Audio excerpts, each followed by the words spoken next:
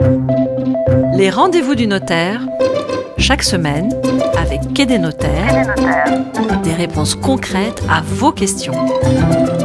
Les rendez-vous du notaire, comme chaque semaine, Patrick McNamara, le fondateur de quai-des-notaires.com, répond aux questions concrètes que vous lui posez.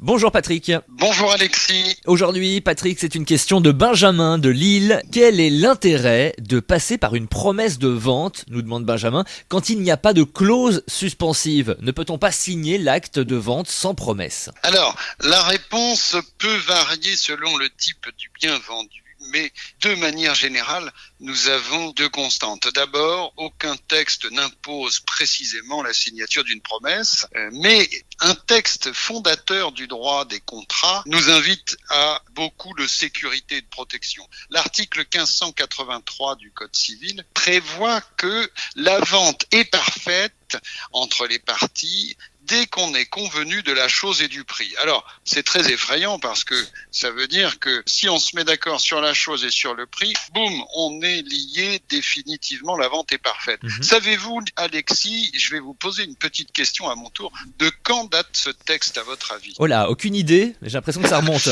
Exactement, c'est très intéressant de voir ça, Ouais. et de noter que c'est un texte qui date du Code civil de 1804. Il a 216 ans ce texte. Ah ouais. Le 16 mars 1804, le Code civil et l'article 1583 gravé dans le marbre la vente. Alors, ça veut dire que concrètement, dans le quotidien, eh bien, nous allons devoir protéger l'acquéreur et le vendeur. Et c'est pour cette raison précisément, notamment, que nous signons une promesse de vente ou un compromis de vente avant de passer à la vente.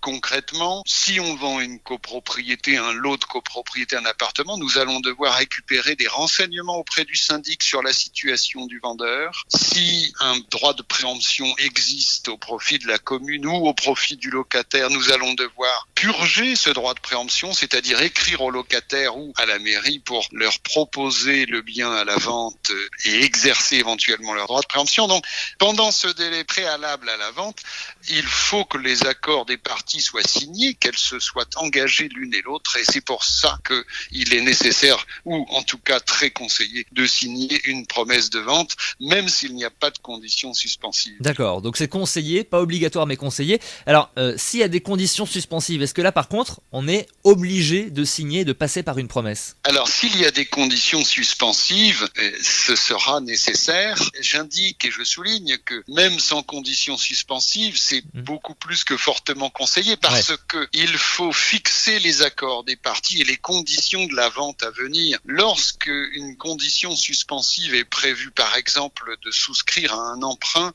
ou de fournir des documents sur une éventuelle construction qui a eu lieu sur le terrain ou sur la maison, eh bien, c'est ni plus ni moins qu'un engagement de faire quelque chose de la part du vendeur ou de l'acquéreur vis-à-vis de l'autre partie, et cet engagement de déposer un prêt ou de fournir des documents et d'obtenir son prêt, par exemple, eh bien, elle doit être encadrée dans des délais. Et vous savez qu'il y a toujours un bâton et une carotte. Et si on ne respecte pas les délais, il faut aussi prévoir les sanctions.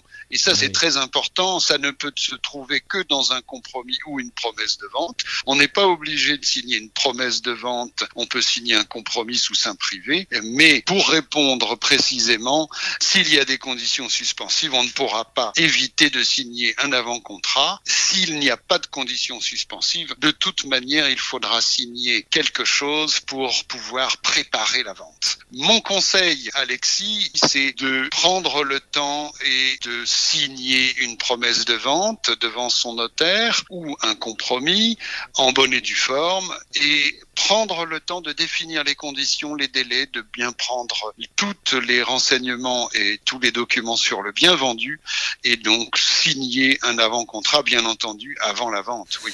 Comme chaque semaine, Patrick McNamara répond concrètement aux questions que vous lui posez sur la page dédiée quai-des-notaires.com/les rendez-vous du notaire. Merci une fois de plus, Patrick McNamara, c'était très clair. Merci à vous. Merci Alexis, à bientôt. Les rendez-vous du notaire, chaque semaine, avec Quai des notaires, des réponses concrètes à vos questions.